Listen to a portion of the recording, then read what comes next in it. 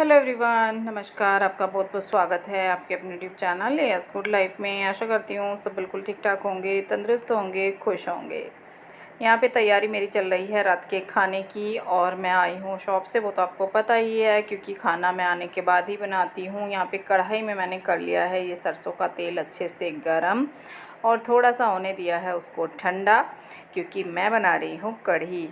और कढ़ी बनाऊं तो सोचा आपके साथ शेयर कर लूं। वैसे अभी मैंने कोई ब्लॉग स्टार्ट पहले नहीं किया था।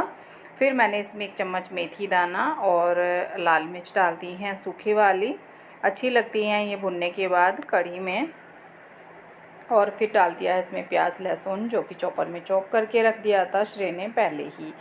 थोड़े से डाल दिए हैं करी पत्ता। करी पत्ता की कढ़ी मैं अपने लड्डू गोपाल के लिए बनाती हूँ ना, बिना प्याज वाली, तो बच्चों को पसंद आती है, तो थोड़ा सा फ्लेवर इसमें भी मैंने डाल दिया है। अच्छा फ्लेवर आता है करी पत्ता की कढ़ी। जिसने ना बनाई हो बना के देखिएगा, बहुत अच्छी लगती है, टेस्टी लगती है। और जो बनाते हैं तो वो तो बनाते ही हैं। हींग भी मैंने इसमें डाला था थोड़ा सा, वो शायद मिस हो गया है कहीं, तो इसको मैं भून लेती हूँ यहाँ पे गोल्डन सा कलर आने तक। और कढ़ी मैं आज पकोड़े वाली ही बनाऊँगी।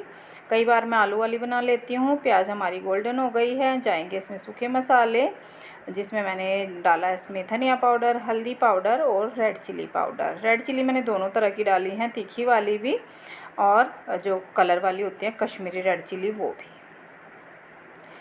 ये डाल दिया है इसमें बेसन और छाछ का घोल।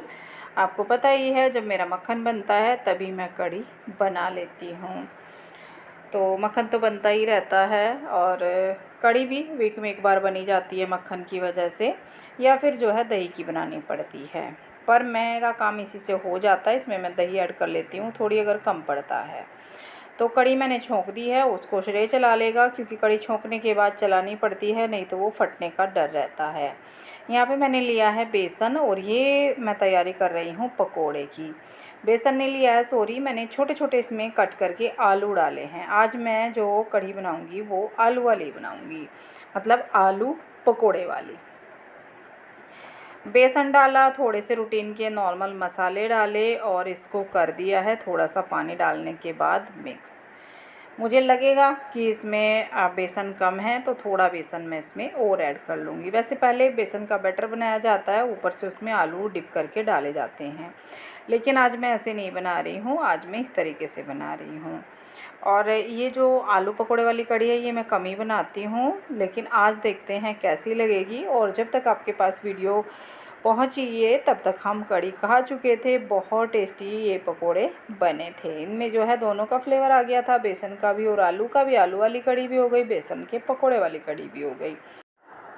ये देखिए, एक एक आलू पीस उठा के मैंने इसमें डाल दिया है और इनको मीडियम आंच पे फ्राई कर लेंगे। और उधर आप देख रहे होंगे कान्हा जी की कढ़ी भी मैंने तभी छोंक दी थी, इसके साथ ही बाद में मैंने पकोड़े बनाने शुरू करे हैं, क्योंकि पकोड़े लास्ट में ही चाहिएंगे। और इधर कढ़ी में अच्छे से बॉयल आ गया था, कढ़ी पक रही है लेकिन अभी पूरी तरह से नहीं पकी, तो इसको चला के मैं छोड़ देती हूँ। और इस टाइम पे मैं इसमें ऐड कर देती हूँ गरम मसाला, क्योंकि पूरा कुक होने के बाद गरम मसाला ऐड करूँगी तो फिर वो अच्छे से मिक्स नहीं होता है और फ्लेवर भी नहीं आता है। तो अभी अच्छे से इसमें मिक्स हो जाएगा।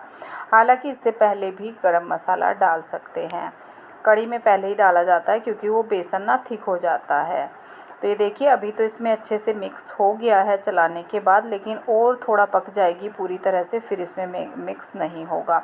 जैसे हमारी कोई लिक्विड सब्जी है उसमें तो मिक्स हो जाता है, लेकिन ये थिक हो जाती है बेसन की वजह से।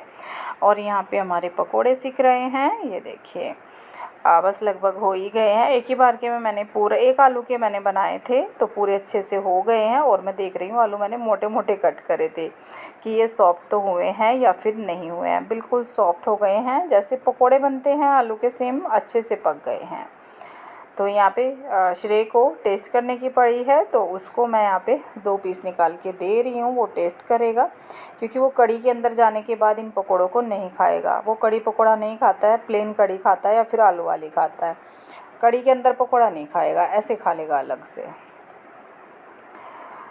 ये देखिए पकोड़े बने हैं बहुत ही बढ़िया। इनको आप ऐसे भी स्नैक्स टाइप भी खा सकते हैं और दोनों तरह से खा सकते हैं, मतलब कढ़ी में तो जाएंगे ही, बाकी ऐसे भी आप इनको बना के खा सकते हैं। बहुत बढ़िया टेस्टी पकोड़े बने थे। और आलू मैंने कोई इतने पतले नहीं, मतलब स्लाइस वगैरह नहीं करी थी जैसे पकोड़े के लिए करते हैं, तो मैंने नॉर्मली कट करे थे, पर फिर भी बहुत बढ़िया कुक हो गए हैं।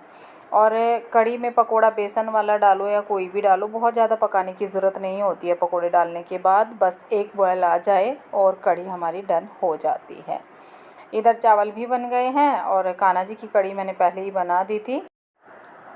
टेस्टी वाली कढ़ी बन गई थी और उसके बाद ना मैंने कुछ भी रिकॉर्ड नहीं किया था। आपको पता ही है थकान हो जाती है उस टाइम पे आके। सब्जियां आई रखी थी, फ्रूट्स रखे थे, पर मैंने नहीं धुले थे। अब मॉर्निंग में, अर्ली मॉर्निंग में इनको धुल रही हूँ, जो काम जितनी जल्दी निपट जाए। हालांकि सुबह भी इतना जल्दी मैं नहीं उठती हूँ। वो होता है ना, एक एज होती चली जाती है तो शरीर पे फ़र्क पड़ता है, उतना ही नहीं रहता उसी तरीके का जैसे पहले था। और जब से मेरी ये दूसरी सर्जरी हुई है ना, मुझसे जल्दी उठा ही नहीं जाता, क्योंकि रात को मैं देर से सोती हूँ। पहले मेरा बिज़नेस नहीं था तो मैं आराम से सोती थी, दिन में लेटना होता था, रेस्ट मिलता था। अब दिन में भी बिल्कुल नहीं मिलता है, कोई रेस्ट नहीं। तो फिर ना सुबह भी इतनी जल्दी नहीं उठ पाती। पर वो है कि जब हमें लगे ना कि रात का कोई काम हमारा अटका हुआ है, रात का काम था ये सब्ज़ी धुलने का, लेकिन इसको मैं सुबह कर रही हूँ, तो फिर होता ही है कि नींद रात भर अच्छी भी नहीं आती। पर क्या करें, शाम को भी हिम्मत नहीं होती। तो ये छोटे वाले बैंगन थे, ये मैं धुल रही हूँ। जो जो भी सब्जियाँ फ्रूट थे वो सारी इस तरीके से मैं धुल देती हूँ। पहले मैंने जो 2-4 बर्तन रात के रह जाते हैं वो साफ़ करे, फिर मैंने अच्छे से सिंक साफ़ करी और उसके बाद मैंने सारी सब्जियाँ इसमें डाल के अच्छे से इनको धुल लूँगी।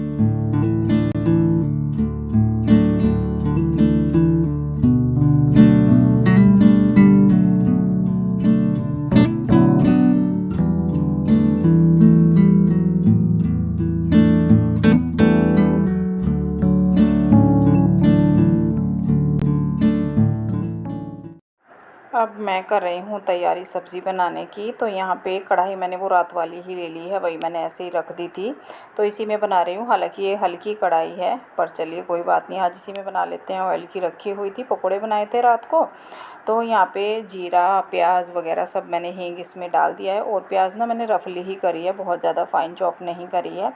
सब्ज़ी बना रही हूँ मैं आलू बीन्स की, तो बस वो इसी कढ़ाई में बनाऊंगी। हालांकि इसमें ना जलने का डर रहता है, पर आज थोड़ा ध्यान से बना लेंगे, एक कढ़ाई कम होगी। ऑयल की रखी है, ऐसे ही रख देती हूँ मैं, नेक्स्ट टाइम उसमें सब्ज़ी बन जाती है।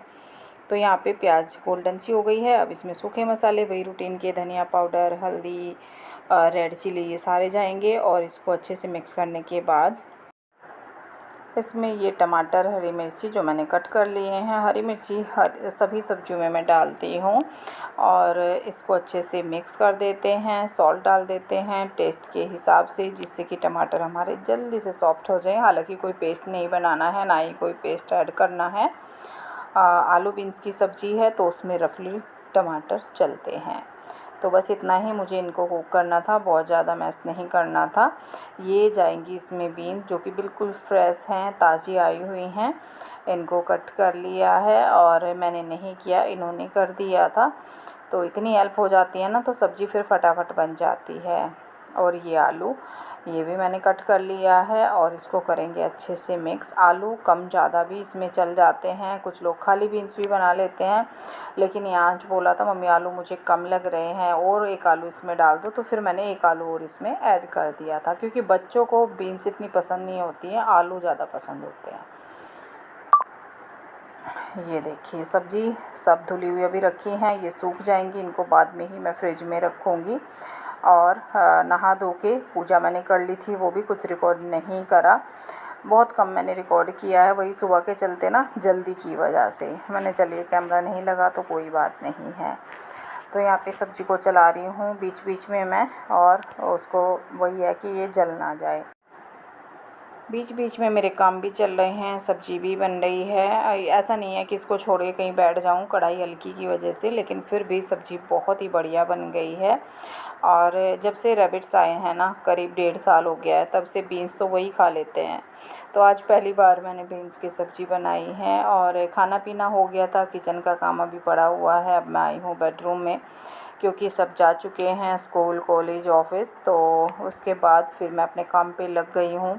ये काम डेली के हैं, बहुत ज़्यादा नहीं करना, बस ये है कि थोड़ा सा डस्टिंग तो डेली करनी पड़ती है। बहुत ज़्यादा मैं रोज़ नहीं करती हूँ, कभी कभी करती हूँ, जो कि अपना वही है कि रूटीन लेके चलती हूँ, उसी रूटीन से।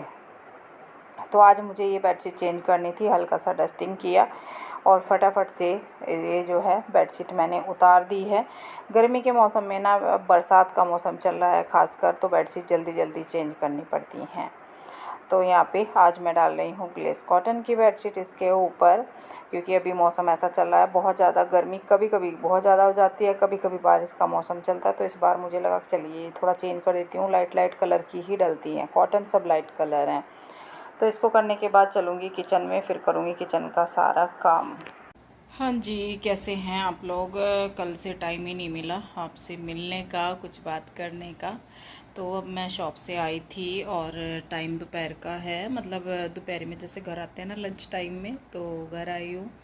तो सोचा कि वीडियो का एंड कर लेते हैं। जब मैं जल्दी जल्दी में सुबह रेडी होके चली गई थी, काम ख़त्म, ऐसा ही रहता है मेरी, मतलब भागा दौड़ी वाला ही रहता है शॉप के चक्कर में। नहीं तो घर का काम होना तो कोई दिक्कत नहीं है, लेकिन जब हमें कहीं बाहर जाना पड़ता है ना, तो जल्दी जल्दी कर लो। और सब चले जाते हैं, अकेली में रह जाती हूँ, जैसे बच्चे दोनों चले जाते हैं, ये चले जाते हैं, तो हेल्प करने के लिए भी कोई नहीं होता। तो फिर बस वही दिखता है कि इधर देखो ना उधर देखो, जल्दी जल्दी काम करो और फिर जो है शॉप पे पहुँचो। क्योंकि वो है फिर इतनी लेट खोलने का भी मतलब अच्छा नहीं लगता, कि अगर कोई काम करा है मेरे हिसाब से तो वो टाइम पे होना भी चाहिए।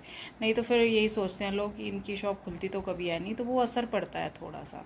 तो बस इसलिए फिर मैं सब भूल जाती हूँ, कैमरा वगैरह कुछ नहीं याद रहता। फिर तो याद यही आता है कि ये काम हो गया, वो काम हो गया, ये रह गया, जल्दी जल्दी निपटाओ और जल्दी जल्दी दौड़ के अपनी शॉप पे जाओ। तो ऐसा रहता है जी। अब आई हूँ, अंश भी आ गया है स्कूल से, माँ बेटा आ गए हैं, और श्रेय तो शाम को ही आता है 6 बजे। और इनकी जो है तबीयत ख़राब थी, इनको मैंने मना किया था कि मत जाओ, पर ये मानते नहीं हैं। ये ऑफिस गए, इनको फ़ीवर हो रहा है। इनको ना फ़ीवर बस चलता ही रहता है हल्का फुल्का। तो दवाई खा भी रहे हैं ये, लेकिन बस वही है कि टेस्ट नहीं करा रहे। टेस्ट जब तक नहीं कराएंगे, मर्ज़ की दवाई नहीं मिलती ना, तब तक आराम होता नहीं है। खा रहे हैं दवाई वही कि टाइफाइड हुआ है उसी की दवाई खा रहे हैं, लेकिन टेस्ट नहीं कराए, अपने तरीके से खा रहे हैं, उसी मेडिकल से, वही डॉक्टर का जो होता है ना पर्चा, उसी पे ला के खा रहे हैं, पर आराम नहीं इनको हो रहा। अब डायबिटीज़ की वजह से ना अब इनको डायबिटीज़ हुए ना काफ़ी साल हो गए हैं, तो इनके शरीर में ना हिम्मत रही नहीं बिल्कुल भी। पर यह है कि अब भाई काम भी करना पड़ता है, काम के बगैर, काम नहीं करेंगे तो खाएंगे कहाँ से, क्या करेंगे, वो सब सोचना पड़ता है। प्राइवेट जॉब है, इतनी जल्दी जल्दी होता भी नहीं कि चलो आज ऑफ कर लिया, आज घर बैठ के, होता तो किसी में भी नहीं है, जो काम है वो करने पड़ते हैं। पर चलो बीमारी वगैरह में कुछ ले भी लें, पर वही सोचते हैं कि फिर ध्यान अपना बजट पे जाता है, सब कुछ देखना पड़ता है, तो ये रेस्ट नहीं करते। तो ये ऑफिस चले गए कि बस नहीं, चलता हूँ दवाई खा लूँगा, ये वो। तो मैंने चले जाओ भाई, क्या करूँ, नहीं रुकते तो बस पता नहीं क्यों इतने बीमार रहने लगे। मतलब किसी दिन भी ऐसा नहीं लगता कि हाँ पूरी तरह से ये ठीक है। इन्हीं का मुझे टेंशन रहती है, वही पता नहीं क्यों, मतलब इतनी वीकनेस क्यों आ रही है। अच्छा ध्यान भी सब तरीके का रखा जाता है, सारा कुछ करते हैं, पर वही है ना, जब एक बीमारी शरीर में इतने दिन पुरानी हो, इतने सालों पुरानी हो, दिन नहीं सालों पुरानी हो, तो फिर ऐसा ही होता है। और साल तो बहुत हो गए, वो तो तब है कि जब हमें पता लगा था, उससे पहले भी पता नहीं कब से होगी। अब ऐसा चल रहा है इनका, कभी इंसुलिन पे, कभी दवाई पे, मतलब यही चलता रहता है। एक टाइम ऐसा नहीं होता बंदे का कि मतलब आज बिना दवाई खाए खाना खा लूँ, तो बहुत मुश्किल है। और इतने साल बीत गए ऐसे ही। तो जी बस यही चल रहा है। बाकी सबकी तबीयत ठीक है, बाकी तो सब ठीक हो चुके हैं। हाँ, इस मौसम में वायरल, एक तो जो है आँखों वाला बुरी हालत थी, एक जुकाम, नज़ला, फीवर, सभी को है, ये बुखार चल रहे हैं आजकल। तो जी हमारे तो बस इन्हीं की है, बाकी सब ठीक है। आप बताइएगा आपके यहाँ पे कैसा चल रहा है। और आज बारिश नहीं है। इससे पहले मैंने ब्लॉग रिकॉर्ड नहीं किया था, करीब 3 दिन नहीं किया। इसके बाद ये किया है तो उसमें ना बहुत भयंकर बारिश हरिद्वार में चली है। वो तो खैर पता लग ही जाता है सबको, मौसम की जानकारी सभी को रहती है। बहुत ज़्यादा बारिश थी। चलो जी इस व्लॉग का एंड कर देते हैं, क्योंकि कल रात से व्लॉग है और अब मुझे टाइम मिला है इसका एंड करने का।